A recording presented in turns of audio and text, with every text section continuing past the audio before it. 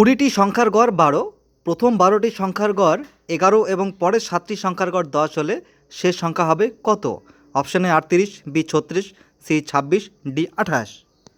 ডাব্লিউবিপিএসসিতে এভারেজের অঙ্কটি দিয়েছিল। দেখো, প্রথমে আগে কনসেপ্টটা ক্লিয়ার করে নিই, তারপর ডিরেক্ট দেখাবো যে কীভাবে করতে হবে।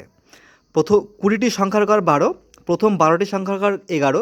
দেখো, এখানে 20টি সংখ্যার গড় 12, তাহলে এখানে টোটাল 20টি সংখ্যার টোটাল মান কত? 20 গুণ 12, তাহলে বের হয়ে যাবে। এখান থেকে বিয়োগ করতে হবে কি, এই যে প্রথম 12টি সংখ্যার গড় এবং পরের 7টি সংখ্যার গড়, তাহলে প্রথম 12টি সংখ্যার গড়ের মোট এবং পরের 7টি সংখ্যার গড়ের মোট যদি বের করি আর সেটা যোগ করি, এখান থেকে বিয়োগ করি, উত্তর বের হয়ে যাবে। দেখো, প্রথম 20 গুণ 12 অর্থাৎ 20টি সংখ্যার টোটাল বের হয়ে গেল। এখান থেকে কি করতে হবে? বিয়োগ করতে হবে। কাকে?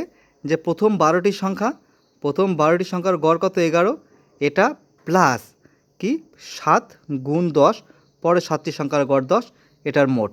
এখান থেকে দেখো, এখানে টোটাল 20টি সংখ্যা রয়েছে আর এখানে টোটাল 19টি সংখ্যা, 12 আর 7 19টি সংখ্যা। তাহলে দেখো, 12 দুগুণে 24 মানে 240, বিয়োগ কত? 11 আর 12 গুণ করলে কত হচ্ছে? 132, এবং 7 70, 132 এবং 70 যোগ করলে কত হবে? 202। এবার দেখো, 240 থেকে 202 যদি আমরা বিয়োগ করি, কত হবে? 38।